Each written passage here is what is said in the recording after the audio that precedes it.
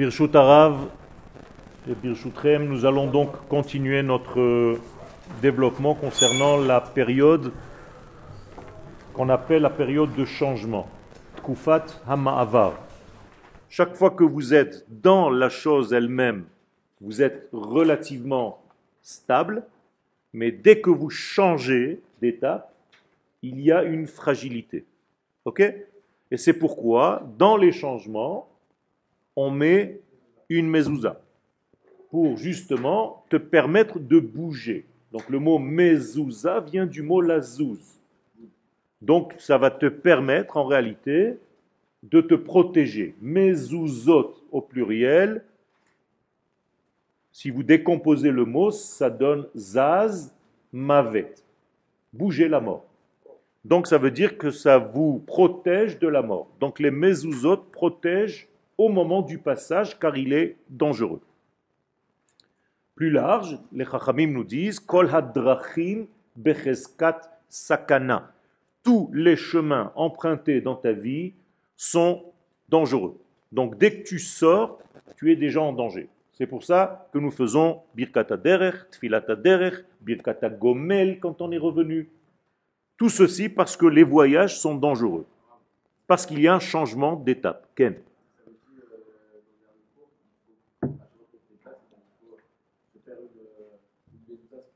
C'est ça. Oui, Tfilat HaDerech, c'est concret. Tu n'as même pas besoin tu le dis. Mais ça fait partie donc de ton évolution.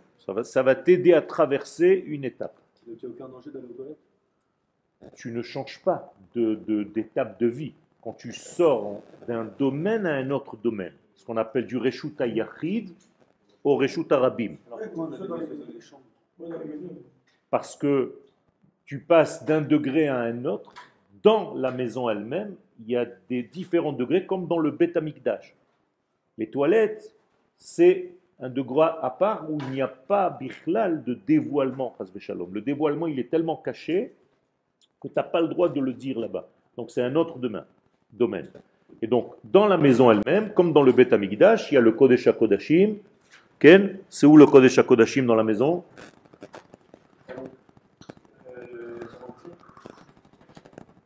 Exactement, la chambre à coucher. C'est le Kodesh HaKodashim. Ken, c'est là-bas où il y a les deux chérubins qui sont ensemble. Et au fur et à mesure que tu t'éloignes, il y a tous les degrés qu'il y a au Beth Amikdash, la cuisine qui correspond à là où on fait les korbanot, les abattages, tout ça. Donc tu as la même chose en petit dans ta maison. Ken? La table, c'est le misbeach. Shulchan domé le misbeach. C'est pour ça qu'il faut toujours avoir du sel sur votre table. Quand vous mangez, toujours avoir du sel à table. Parce que le sel, il ne devait jamais manquer sur le misbeach. D'accord? Korban melach. Tout le temps, le sel, ça éloigne en fait plein de degrés négatifs qui sont liés à la table. Dès que vous êtes en train de manger, là aussi, vous sortez en guerre. Exactement. Parce que le pain lechem, c'est les mêmes lettres que lochem, un combattant. Donc dès que vous êtes en train de manger du pain, donc de manger, vous êtes déjà dans un état de danger. Donc il faut faire très attention. Donc il faut mettre le lechem dans le melach. C'est les mêmes lettres, à l'envers. Ok? Alors.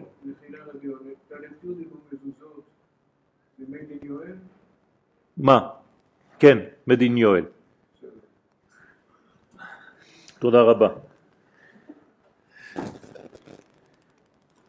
Alors, Abechira Asher Bachar Hashem Be'am Kocho, je reviens parce qu'on ne sait plus où on était exactement. Akadosh Baruch Hu a choisi donc le peuple d'Israël pour lui-même. Donc il a choisi de le créer avec les qualités nécessaires et suffisantes pour dévoiler son ratson dans le monde. Vous êtes avec moi? Ok. Am Kocho, donc ça s'appelle le peuple de sa sainteté. Bachar Boit Barar Shemo, ki Yaakov Bachar Lo Ya. Donc, voilà le verset. Yaakov a été choisi par Ya. par le nom de Dieu, mais deux lettres. Donc il manque deux lettres. Il manque le Vav et le He. Ki Yaakov bachar lo ya, Israël isgulato. Donc quel est le travail donc? C'est de continuer les deux premières lettres du nom d'Hachem pour en faire un nom complet. Donc quel est votre rôle dans ce monde? De rajouter deux lettres, le Vav et le He. Donc notre travail à tous, ce sont que les deux dernières lettres du nom. D'accord? Pourquoi? Parce que les deux premières lettres représentent des degrés qui sont en réalité innés.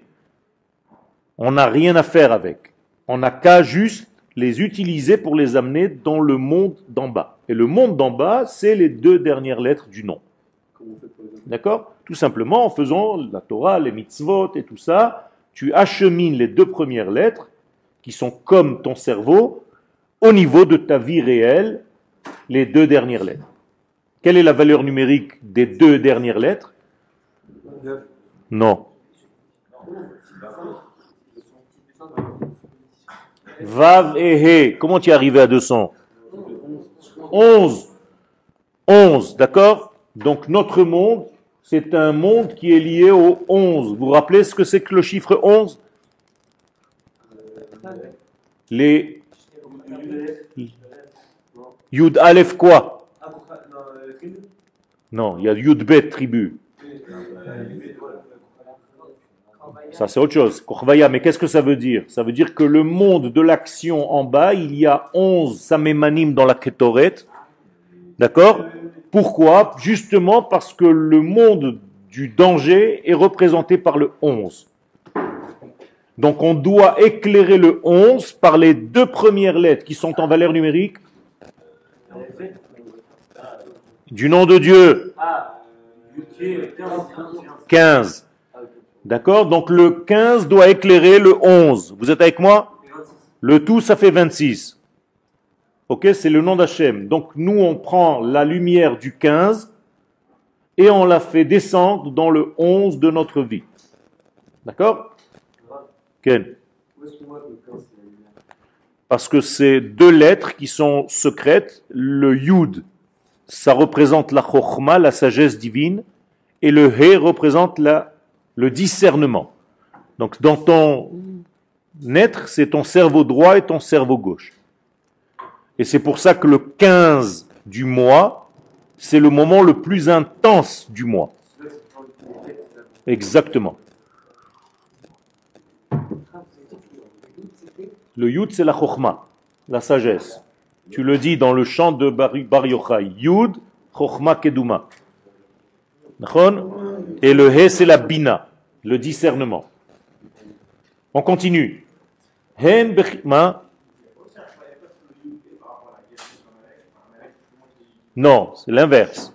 C'est Amalek ne veut pas que le Yud He descende dans le Vav Ke. Donc qu'est-ce qu'il fait? Il met sa main pour cacher. Ki yad al kes ya.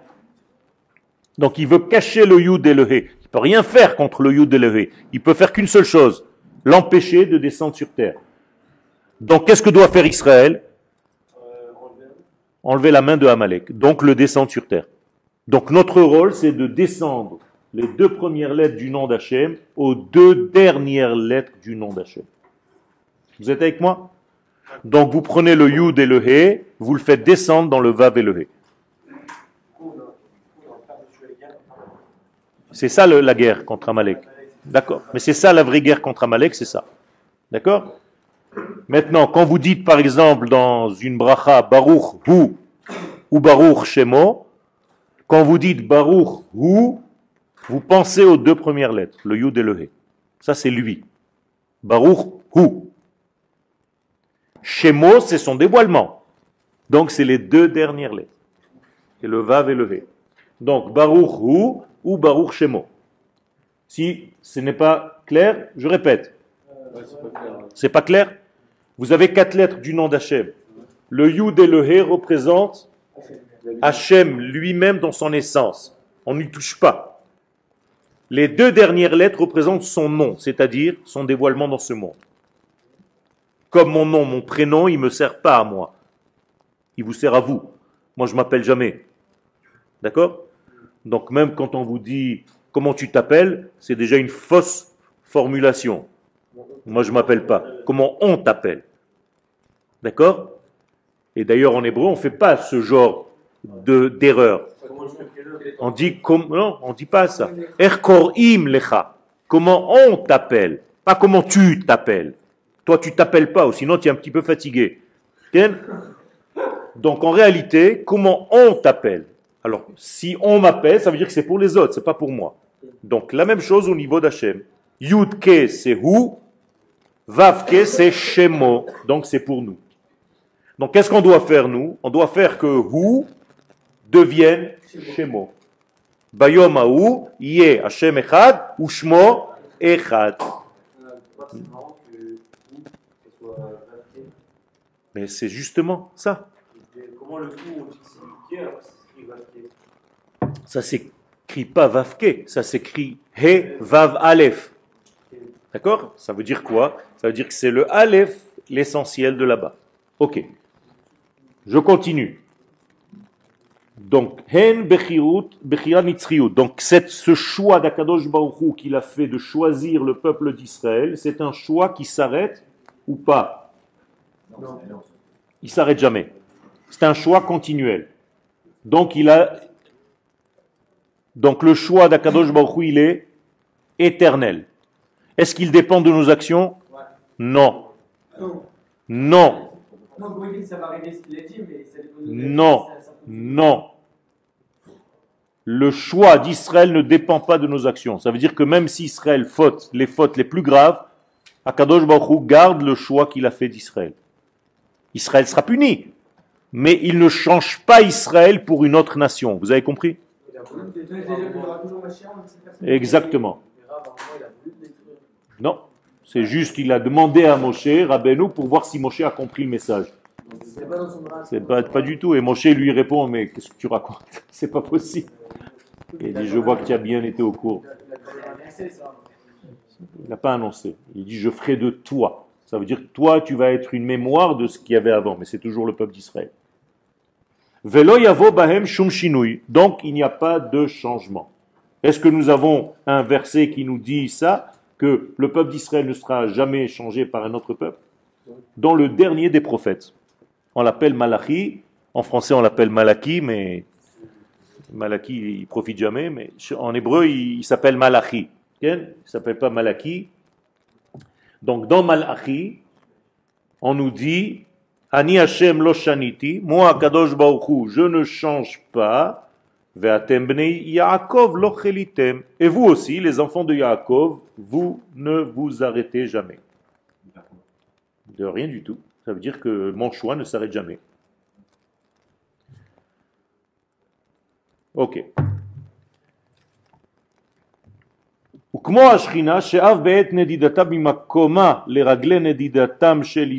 C'est exactement comme la Shekhinah, au moment où le peuple d'Israël change de lieu, même quand le peuple d'Israël est en exil, est-ce que Dieu a arrêté de choisir ce peuple? Non, c'est un choix qui est de l'ordre de l'éternité. Et c'est pour ça que jamais le peuple d'Israël ne pourra être anéanti complètement, détruit. Même si on essaye de nous détruire, c'est pas possible parce qu'Akadosh Baruch Hu nous a choisis pour qu'on soit éternel.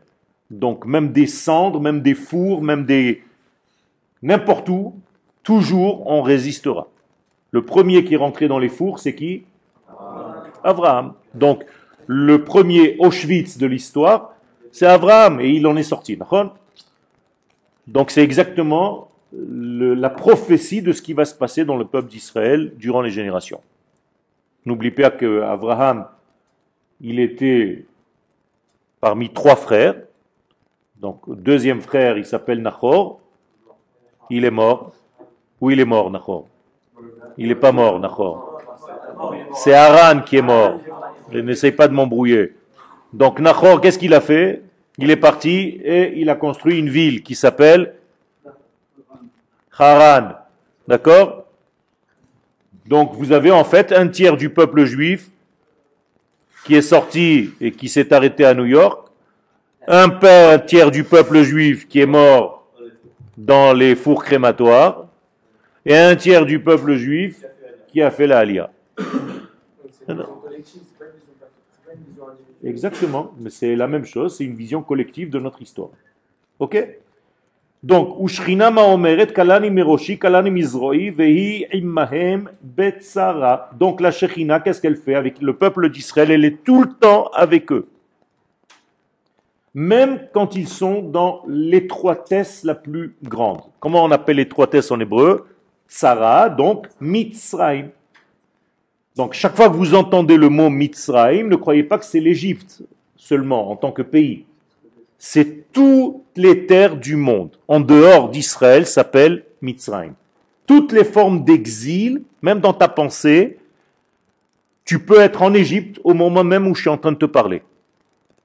D'accord? Si, chas v'shalom, tu es fermé, bouché, coincé, angoissé, apeuré, je ne sais pas moi, chacun avec ses... Toutes les galoutes, elles sont appelées en Israël. Exactement. Et donc là, aujourd'hui, on est encore dans une période de galoute.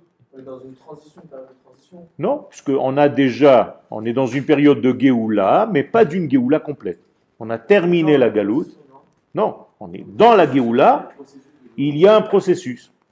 Dans la Géoula elle-même, c'est pas tout blanc. C'est blanc cassé, blanc un peu plus blanc que blanc. Ça dépend avec quoi tu laves. Donc jusqu'au transparent. C'est-à-dire Ken? Non. Metsumtsam, ça veut dire qu'il a été contracté. D'accord? Une contraction. Tzimtzum. Donc, Aimo Anochi Betsara, je suis avec lui dans toute étroitesse. Donc, la première des étroitesses, qui est la matrice, ça s'appelle Égypte. Mais en fait, c'est la matrice aussi du ventre de ta maman. Parce que tu es sorti d'une matrice. D'accord? Donc, le Metzar de la maman, il est dans son corps. Tu es sorti aussi d'une matrice, d'un endroit étroit. Donc le passage de la sortie d'un bébé pour arriver dans ce monde, ça passe aussi par une sortie d'Égypte. C'est une forme de sortie d'Égypte. Comprenez? Donc on ne va pas compter réellement la vie du bébé quand il est dans le ventre de sa mère. Seulement quand il est sorti d'Égypte. Pourquoi vous dites que le bébé il a 1 jour? Parce qu'il vient de naître. Et pourtant il a déjà 9 mois. Mais on ne compte pas parce que tu étais en Égypte. Donc en réalité, ta vie ne commence à compter que lorsque tu sors d'Égypte. Vous avez compris? Tout le temps où tu es en Égypte, tu es dans une étroitesse qui t'empêche de te développer. Alors, quand on a compté les années d'Israël alors qu'ils n'étaient pas sur Terre, Quelles années d'Israël? on dit qu'on est en, je sais pas, 5700. Ça, ce n'est pas les années d'Israël, c'est les années du monde. D'accord? Mais quand est-ce qu'on commence à compter les années, la Shemitah et tout ça? Seulement quand on rentre en terre. D'accord? Chez Az Kol Gilouye, chez la Shrina, Hem Betzimtzum Gadol Imod. Alors, pourquoi on appelle Tsara, donc Mitzrayim, la racine Tsar, étroitesse? Ça, c'est pas un empereur. C'est la même chose. Celui qui te met dans l'étroitesse, il est tellement sur ta tête, ça s'appelle le tsar de Russie, donc il t'étouffe. Une souffrance, donc tu es dans les tsarot. Ken Tsarfat, par exemple. Ken la pâte étroite, la baguette. Ken Tsar pat. Ken. Donc, en réalité, tout ce qui te fait sortir de cette situation, c'est le début de ta délivrance. Pourquoi? Parce que dans cette situation d'Égypte, tout le gilouï, tout le dévoilement de la shrina, il est en tzimtzum, gadol me'od, c'est-à-dire, tu ne peux pas recevoir la lumière de Dieu complètement, comme il faut, convenablement. Pourquoi? Parce que c'est tellement dans l'exil qu'il y a une chape sur la tête, gris foncé, tu vois jamais le ciel, donc ça prouve qu'il y a ici quelque chose de très fermé qui t'étouffe. Et donc les Chachamim nous disent, la Torah nous dit que la Shrina ne peut pas se dévoiler quand elle est en exil. Donc le peuple d'Israël en exil reçoit que des petits, des éclaboussures de Shrina. V'ziva vehoda vehadara, alors que tout le flux, la beauté, la splendeur, hem beha'alama gdola, sont complètement cachés. Presque. Inexistants. D'accord? Vezohi la hatsara hayoter gdola. Et ça, c'est sa souffrance la plus grande. Parce qu'elle ne peut pas être liée à la lumière divine. La souffrance de qui? La Shrina, quand elle est en exil. Ah, c'est la souffrance. D'accord? Donc les enfants d'Israël, pareil. Shelot uchal idgalot behod kocha, parce qu'elle ne peut pas se dévoiler complètement. Et pourquoi elle ne se dévoile pas complètement lorsque les enfants d'Israël sont en exil? Qu'est-ce qui se passerait si elle se dévoilait?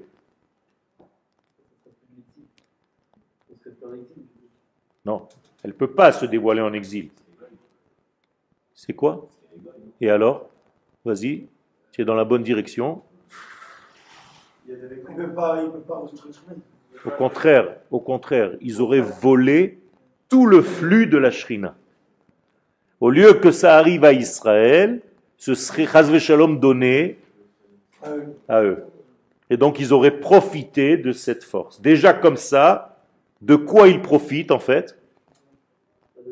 De la force d'Israël qui se trouve là-bas. Le peu qu'Israël reçoit, ça profite au pays en question. Donc il y a maintenant quelque chose que vous devez comprendre. Quand tu es en exil, Akadosh Baruch Hu ferme le robinet. Parce que si le robinet coule et que tu n'as pas un ustensile en dessous, eh bien l'eau va aller aux égouts. D'accord? Donc il y a un problème. C'est une perte de bénédiction pour rien. Quand tu reviens et que tu n'es plus en exil et que tu reviens sur sa terre, c'est comme si le verre était sous le robinet. Donc maintenant tu te remplis. Donc elle n'a pas à l'extérieur ni sa beauté. Hadar Yofia n'a pas de beauté. Tu ne peux pas voir sa beauté. Hod Malchuta, tu ne peux pas voir sa royauté. Parce qu'on ne peut pas fonder un royaume d'Israël en dehors de la terre. Ça n'existe pas. Pourquoi ça n'existe pas un royaume en dehors de sa terre? Qu'est-ce qu'il faut pour avoir un royaume? Une monnaie. Tu ne peux pas avoir une monnaie Israël en France ou aux États-Unis. Ça n'existe pas. On te met en prison directement. Qu'est-ce qu'il faut encore pour avoir un royaume? Une armée. Tu ne peux pas avoir une armée en dehors d'Israël. On va te mettre en prison. Et tu ne peux pas avoir une assemblée. Tu ne peux pas avoir un gouvernement. La terre, on a compris. Mais ce n'est pas seulement la terre qui compte. C'est l'État que tu vas fonder sur la terre. D'accord? Soyez précis. Gam azani Hashem lo shaniti. Et malgré ça, malgré tout ce que je viens de dire, même dans ces moments les plus noirs de notre exil, Akadosh Baruch Hu ne change pas, c'est-à-dire qu'il garde le choix d'Israël. C'est-à-dire? Oui, mais c'est pas malgré ça. La preuve, c'est qu'en exil, c'est qu'il est encore avec nous, mais dans une situation médiocre. Sinon, il nous aurait abandonnés complètement, on serait mort. Le but de l'exil, c'est quoi? C'est de revenir. Si je te jette maintenant de la classe parce que tu me gênes, si tu es un bon élève, qu'est-ce que tu fais? Tu toques à la porte pour essayer de rentrer. Si tu es un mauvais élève, tu te dis, chouette, il m'a jeté du cours, je vais aller investir dans les couloirs de l'école, dans les couloirs du temps. Okay? Eh bien, malheureusement, c'est ce que malheureusement font tous ceux qui investissent en dehors de cette terre sans rien comprendre à l'histoire. C'est-à-dire, tu peux travailler, mais ça c'est déjà du commerce à partir de là où tu es. Donc, Veoto ha'anochi shel anochi, donc ce anochi, qu'est-ce que c'est anochi? S'il vous plaît, soyez avec moi. S'il vous plaît, soyez avec moi. C'est-à-dire, ne parlez pas entre vous, sinon ça ne va pas aller. C'est-à-dire, je ne menace pas, mais moi, que des coups de boule. Ah, je rigole. Tov, c'est Hachem. Alors pourquoi il ne dit pas Ani? Pourquoi il dit Anochi? C'est la seule personne qui a le droit de dire moi Mais qu'est-ce que ça veut dire Anochi? Moi, mais C'est le maître. C'est moi, maître. non, c'est Adoni, mais ton maître. Moi, le maître, le seul mot. Non, c'est moi le seul chose. Genre. Alors Anochi, c'est 4 lettres. Marquez-les. Aleph, Nun, Chaf, Yud. Ce sont les initiales, dit la Gemara, de Ana, moi, Nafshi, mon être intérieur, mon nefesh, Ketavit, je l'ai écrite, Yehavit, et je vous l'ai donnée. Pourquoi tu n'as pas écrit? Parce qu'en fait, j'arrive pas à écrire en même temps. J'ai compris. Alors, Ana, moi, Nafshi, mon nefesh, Ketavit, je l'ai écrite dans la Torah, et je vous l'ai donnée à vous, Israël. Ça, c'est Anochi. C'est pas juste moi. Yehavit, Yud. Yehavit en araméen, c'est donner. Yahiv, donner. D'accord? Donc voilà, moi, ce Anochi de Hashem Elohecha. Donc qui c'est qui nous a fait sortir d'Égypte en fait? Ça c'est facile. Mais qui c'est qui nous a fait sortir d'Égypte? Suivez, suivez, suivez, suivez, suivez, suivez le développement qu'on est en train de dire maintenant. C'est Anochi. Tu le dis. Anochi, Adonai Elohecha asher hotzeticha me'eretz Mitzrayim. Mais bien sûr que oui. Avant même qu'il te l'a écrite sur le texte. C'est pas grave, elle est déjà écrite. Oui, mais il n'a pas donné. Mais c'est pas grave, je suis en train de vous faire sortir. Donc c'est moi qui vous ai sorti d'Égypte, le même Anochi qui va vous donner la Torah dans 60 jours, dans 50 jours. Exactement. Donc Anochi, Hashem Elohecha, Asher hotzeticha me'eretz Mitzrayim. Il ne peut pas mentir à Kadosh Baruch Hu, il le dit dans le verset. Donc quand on vous demande qui c'est qui vous a fait sortir d'Égypte, qu'est-ce que vous devez répondre? Exactement, c'est tout. C'est marqué dans le verset. Anochi, Hashem Elohecha. Ken. Il a fait. C'est pour ça que je suis en train de vous expliquer que, en réalité, le but même de la sortie d'Égypte, c'est pas de te dire oui, je suis le champion du monde qui t'est libéré. Non. Quand je t'ai libéré d'Égypte, c'est que je viens vers toi. Donc, Ana Nafshi, je vais t'écrire dans ta vie, dans ton système, je vais écrire mon être. Pourquoi c'est pas Ani Nafshi? Et Anna Nafshi, c'est Anna, c'est la même chose, c'est en araméen. Anna, c'est en araméen et en arabe aujourd'hui, si tu veux, c'est pareil. D'accord? Si tu veux qu'on parle en arabe, Anna, Gilbi, Ktibit, Atitik. Voilà. D'accord, c'est en arabe. Tu veux en quoi encore? En espagnol? En anglais? Combien? Une douzaine. Ok. Donc, je suis le même Anochi qui t'ai fait sortir d'Égypte. Pourquoi il te dit le même Anochi? Le même Anochi que qui? Restez dans le cours. L'Anochi qui était en Égypte. Bien fait. Qui c'est qui a dit? Exactement. Puisque dans la Torah, il va utiliser le même Anochi. Dans le don de la Torah, qu'est-ce qu'il dit au peuple d'Israël? Anochi Adonai Elohecha, asher hotzeticha me'eretz Mitzrayim, lo yihye lecha Elohim acherim al panai. C'est la première des 10 paroles.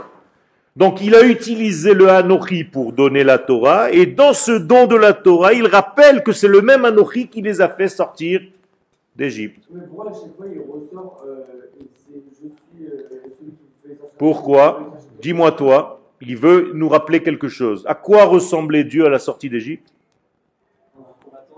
Exactement, un combattant avec une barbe noire, jeune, c'est-à-dire un Ramatkal. Maintenant, 50 jours après, il va te donner la Torah. Tu vas te dire, c'est qui le donneur de la Torah? C'est un rabbin maintenant, c'est un Rosh Yeshiva. On est d'accord? Il donne la Torah. Tu peux te dire, tu pourrais te dire, il y a deux dieux, chas v'shalom. Il y en a un qui s'occupe des problèmes politiques et un autre qui s'occupe des problèmes religieux. Akadosh Baruch Hu vient, il te dit attention, celui qui t'a fait sortir d'Égypte et qui était combattant, c'est le même qui est en train de te donner la Torah. Donc qu'est-ce que tu dois être dans ta vie pour ressembler à Akadosh Baruch Hu? Il a fait des Talmid Chacham en même temps. Vous avez compris? C'est ça que tu dois être dans ta vie, un Talmid Chacham combattant. Parce que c'est deux qui sont en un, puisqu'à la fin on les reprend dans une seule main, dit le prophète. Vehayu le achadim beyadecha. Pas grave, c'est 2 degrés qui sont différents, parce qu'ils sont différenciés, mais ils sont un seul dans ta main. D'accord? Dans la bracha que Yitzhak fait à Yaakov, il pense qu'il a qui devant lui? Esav, d'accord? Il pense qu'il a la personne qui voulait vraiment. Qu'est-ce qu'il à la fois Esav et à la fois Yaakov. Voilà, donc vous venez de comprendre ce que je suis en train de vous dire. Il veut Yitzhak, il s'en fiche à la limite qui est devant lui. Il veut donner la bracha à celui qui est Kol Yaakov, qui a la voix de Yaakov, et en même temps, Ayadaim Yede Esav. Ça veut dire qu'Akadosh Baruch Hu, il aime qui? Il veut faire la bracha à qui? Encore une fois, un Talmid Chacham qui est en même temps un homme de ce monde. Donc, un ingénieur, un combattant, est-ce que tu veux faire? Vous comprenez? C'est ça le secret.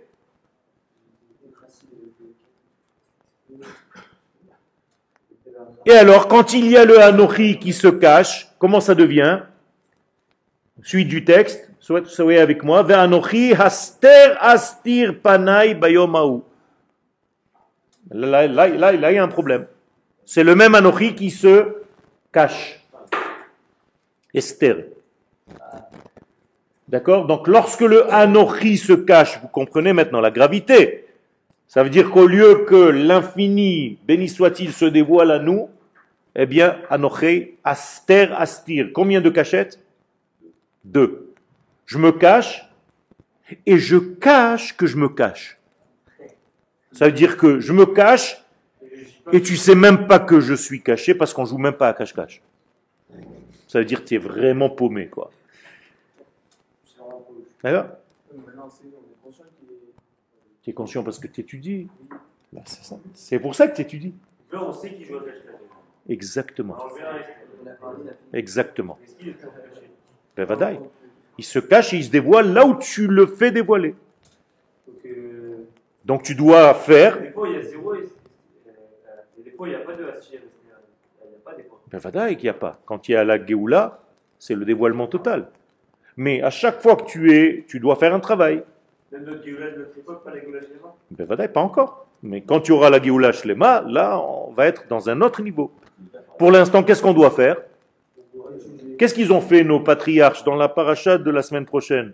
Ils ont acheté des terrains. Non, avant d'acheter des terrains. La semaine dernière. Ils ont acheté, c'était déjà la semaine dernière. Il y a la Torah, elle nous raconte un détail qui nous paraît très bizarre. Ils creusent des puits. Ah oui. Ah, c'est dans la plan gestionnaire, ça. Je l'ai vu ce matin. Qu'est-ce que ça veut dire donc? Qu'est-ce que ça veut dire donc? Ils cherchent la spiritualité, le propre et tout dans la matérialité. Il a fait. Donc qu'est-ce qu'ils enlèvent? Ils enlèvent la matière, toutes les salissures, tout ce qui empêche. D'accord? Donc en réalité, c'est ce que vous devez faire, c'est ce qu'on doit faire dans notre vie. Quand vous êtes venu ici au Machon Meir, qu'est-ce que vous êtes en train de faire? Vous cherchez la lumière. Comment se dit la lumière? Donc Be'or, Be'er, c'est la même chose. Un puits, c'est la lumière. Tu cherches la lumière, donc il faut enlever quoi? Le afar, la poussière. Donc comment s'appelait le maître de la poussière?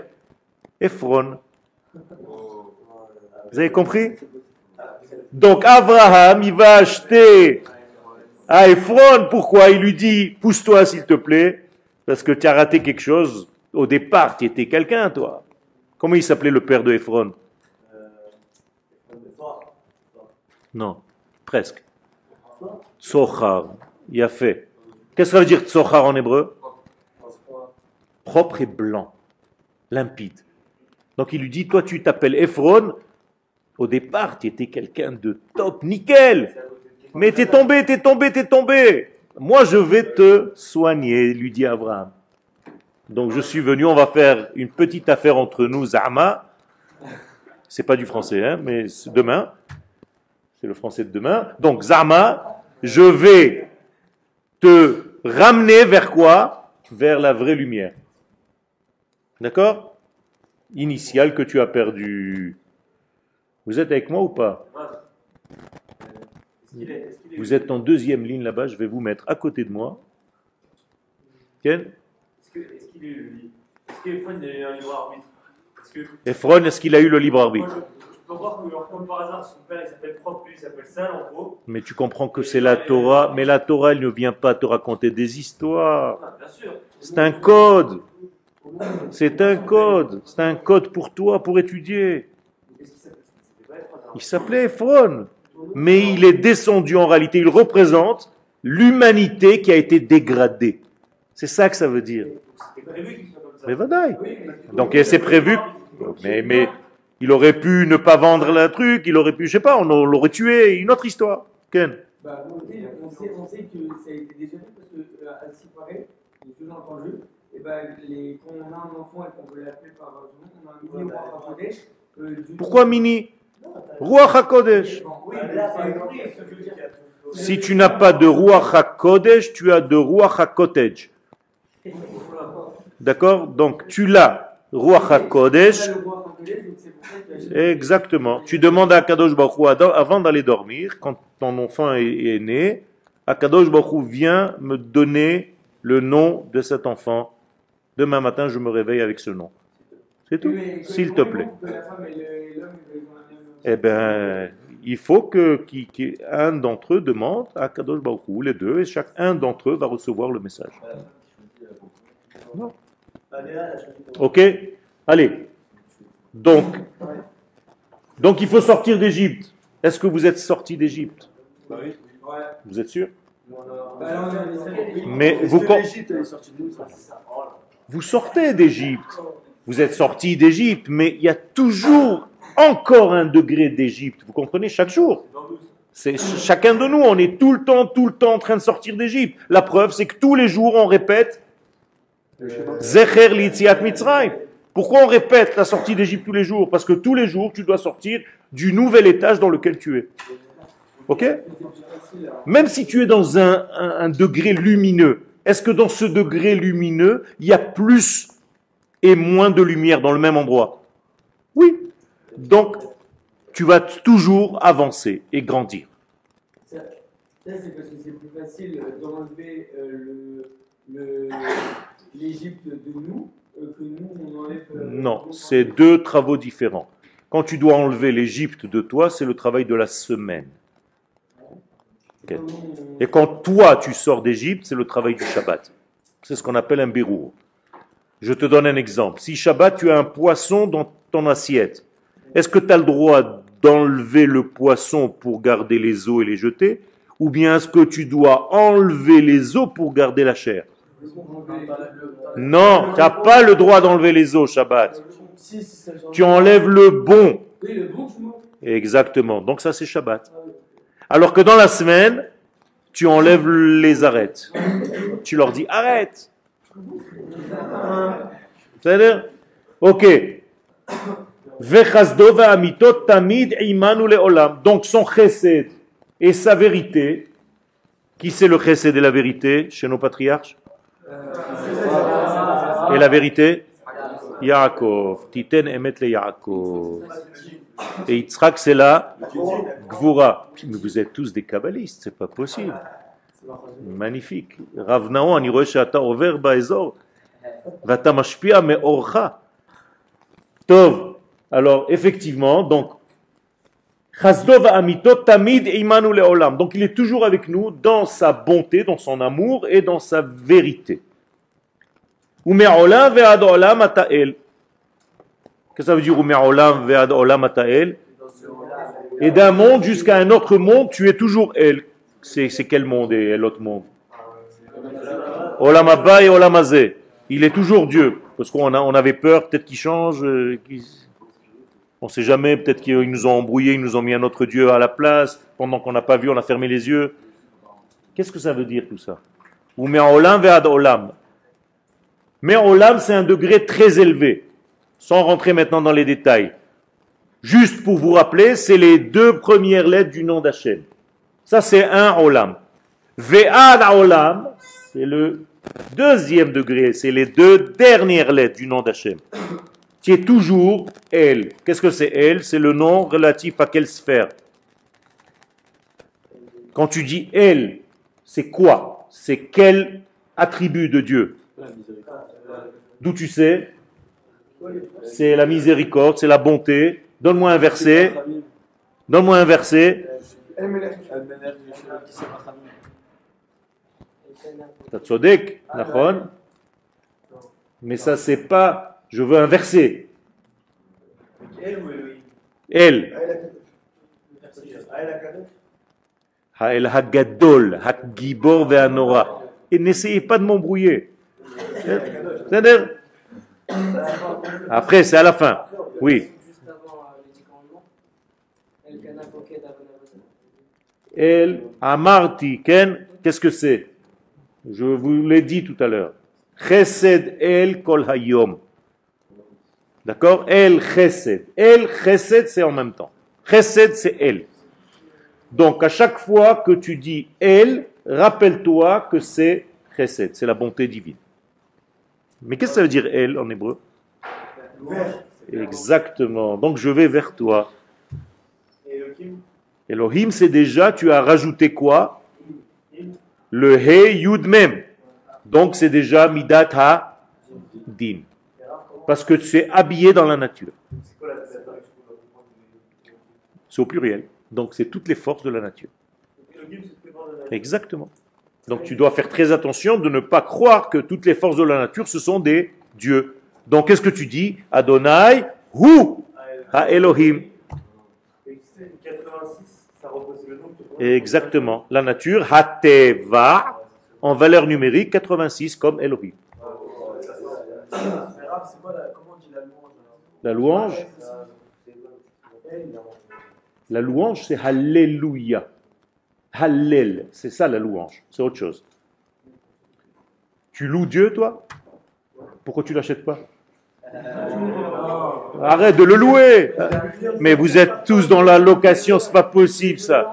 Arrêtez de le louer, s'il vous plaît. Alléluia. Achetez-le. Arrêtez de louer. Ça sert à rien, c'est de l'argent jeté par la fenêtre. Aïe, aïe, aïe, aïe, aïe. Top. Alors, Achen ata el mistater. David Amelech, il nous dit maintenant il y a dans Isaïe, tout à l'heure c'était Me'olam ve'adolam ata el teilim. Maintenant, un autre verset, Achen ata el mistater. Qu'est-ce que ça veut dire? Ah ben oui, tu es. Comment on dit eh ben oui en français?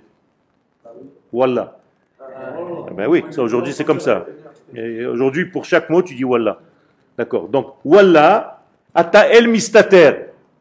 Tu es un Dieu donc de chesed qui se cache. Elohé Israël Moshiach. Et pourtant tu restes toujours le Dieu d'Israël qui nous libère. Est-ce que vous avez compris la phrase? Qu'est-ce que je viens de dire? Tout comme nous, le choix ne change pas. Nous aussi, on ne le change pas. Ça veut dire que même s'il est dans le chesed qui se cache, il continue de nous libérer. Donc il n'a qu'un seul souci, c'est de nous libérer. Pourquoi il doit nous libérer? Oui. Pourquoi? Réfléchissez un petit peu plus profondément. Pourquoi il nous libère? Parce que? Exactement. Grâce à nous, sa volonté s'accomplit. Donc s'il nous libère, qui libère en réalité? Lui-même, sa parole. Si nous on est en prison, sa parole n'est pas dévoilée sur terre. Oui, mais on ne peut pas dire que lui-même, enfin, que sa parole est avec nous en prison. Bien sûr. Il n'est pas dépendant. Imo anochi betsara. C'est exactement le verset que je t'ai cité tout à l'heure. Ça veut dire que si toi tu es en prison, tu as mis qui en prison? Akadosh Baruch Hu avec toi. Exactement ça. Il a fait péter comme ça la prison. Mais c'est lui qui a choisi d'être comme ça. Atem Edai Va'ani El. Si vous êtes mes témoins, alors je suis Dieu de miséricorde. Si vous ne témoignez pas, vous ne me verrez jamais dans ce monde. Ah, là ça change tout. Hein. Donc tu dois penser à chaque instant à quoi faire? À te libérer d'abord. Parce que si tu ne te libères pas de tes propres peurs, angoisses, prisons, tu pourras jamais libérer Dieu qui est en toi. Donc quand tu fais une thérapie, c'est pour qui? C'est pour libérer qui? Akadosh Baruch Hu qui est en toi. Et toutes tes angoisses et tes peurs et toutes tes sritot, ce qu'on appelle tes rayures intérieures de ton âme, ça ne vient que t'étouffer, donc étouffer le divin qui est en toi, qui ne peut pas se dévoiler.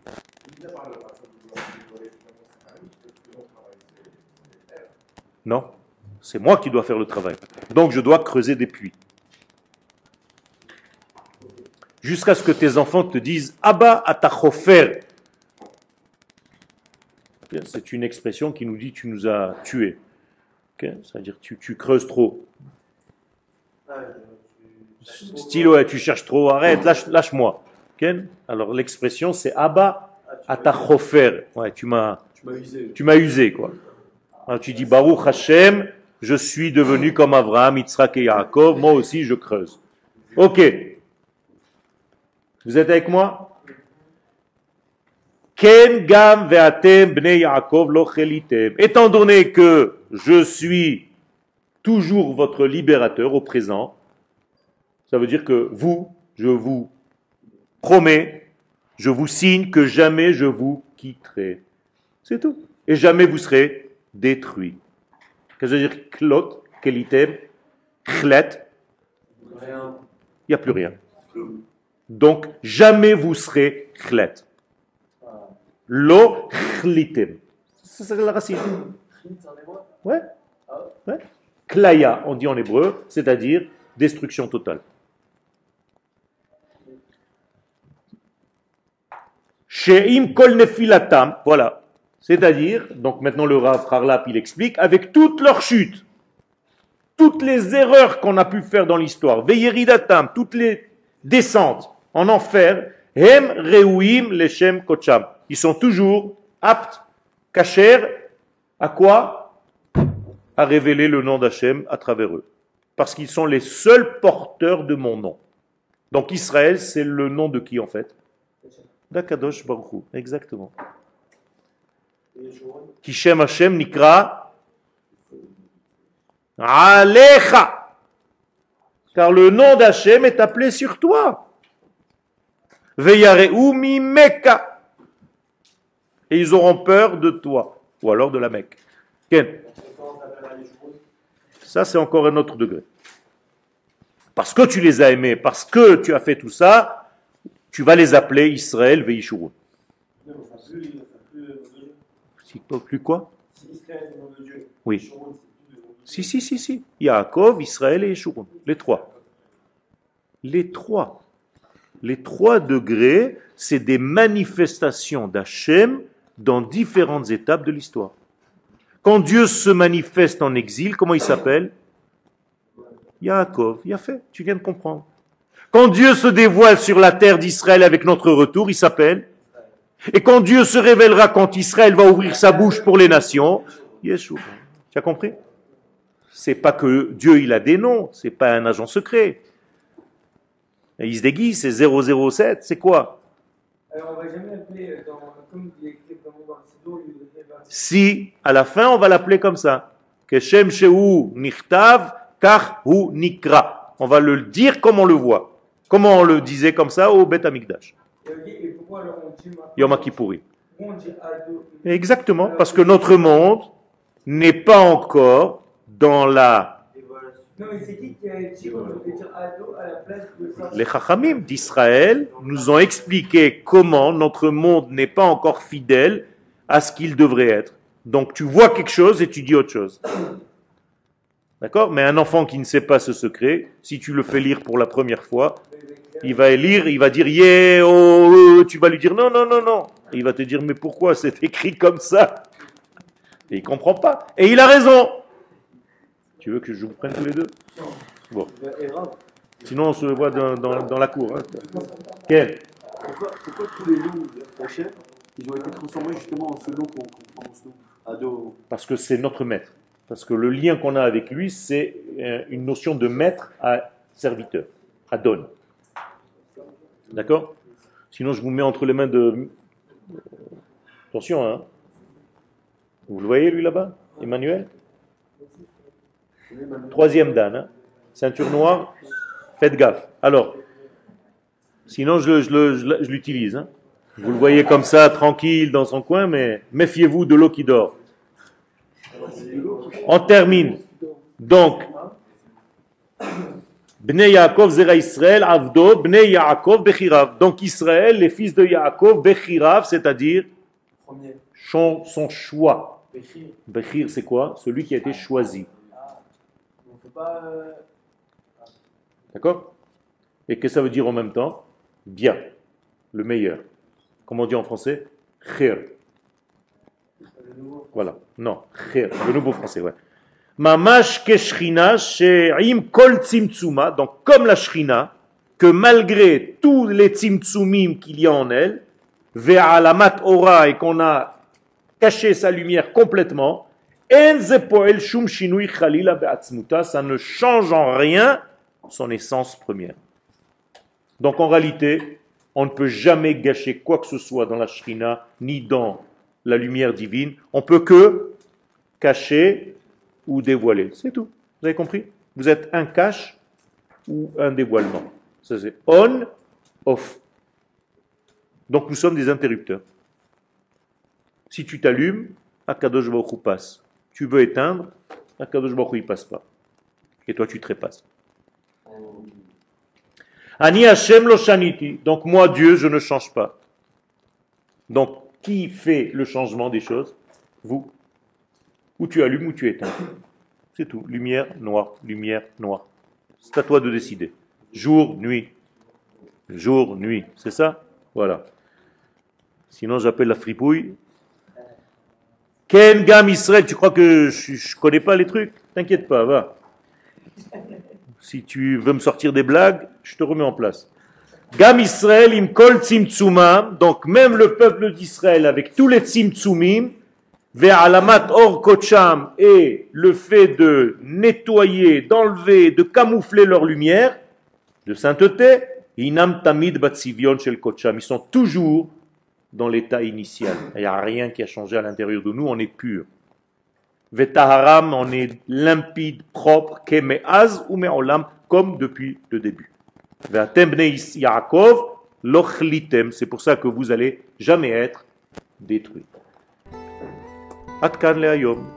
תודה רבה. ואין כך ואין כך